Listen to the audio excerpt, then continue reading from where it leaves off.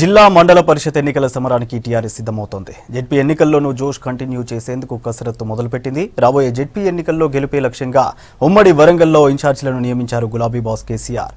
అయితే లిస్టులో వరంగల్ ఎంపీ పసునూరి దయాకర్ పేరు లేకపోవడం పార్టీ వర్గాల్లో చర్చ జరుగుతోంది.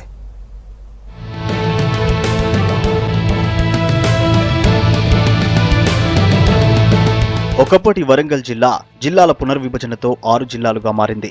రాబోయే జెడ్పీ ఎన్నికలతో 6 జిల్లాలకు పాలక వర్గాలు రానున్నాయి. అన్ని జిల్లాల్లో కలిపి 791 ఎంపీటీసీ, 71 జెడ్పీటీసీ, 71 ఎంపీపీ స్థానాలుండగా రిజర్వేషన్లు కూడా ఖరారయ్యాయి. దీంతో జిల్లాల అధికారులు ఎన్నికల నిర్వహణ ఏర్పాట్లను చేస్తున్నారు.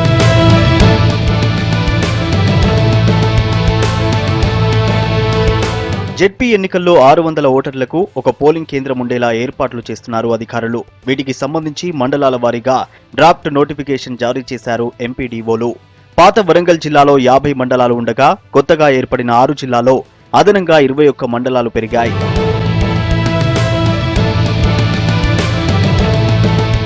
మరోవైపు గెలుపే లక్ష్యంగా గులాబీ బాస్ ప్రణాళికలు సిద్ధం చేస్తున్నారు. ఇందుకోసం ప్రత్యేకంగా జిల్లా నియోజకవర్గ ఇన్ఛార్జీలను నియమించారు.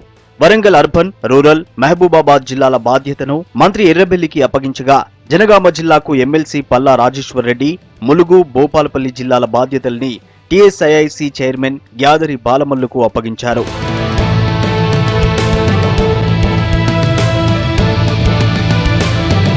ఇక భూపాలపల్లి నియోజకవర్గ పరిశీలకులుగా వరంగల్ పశ్చిమ ఎమ్మెల్యే దాస్యం వినయ్ భాస్కర్, కన్నెబోయిన రాజయ్య యాదవ్ను నియమించింది పార్టీ అధిష్టానం. ములుగునకు వరంగల్ తూర్పు ఎమ్మెల్యే నన్నపునేని నరేందర్, స్టేషన్ గన్పూర్కు వాసుదేవరెడ్డి, వర్ధన్నపేటకు మర్రి యాదవరెడ్డిని నియమించారు. నర్సంపేట నియోజకవర్గంలో గుండు సుధారాణి, పరకాలలో పులి సారంగపాణి, పాలకుర్తి, కొడకండ్ల, దేవరూపులలో జన్ను జకారియా, తొర్రూర్, రాయపర్తి, పెదవంగర మండలాలను పరంజ్యోతికి, మలాపూర్, ఎల్కతుర్తి, భీమదేవరపల్లి మండలాల పార్టీ పరిశీలకులుగా ఎర్రబెల్లి ప్రదీప్ రావు లిస్టులో ఉన్నారు.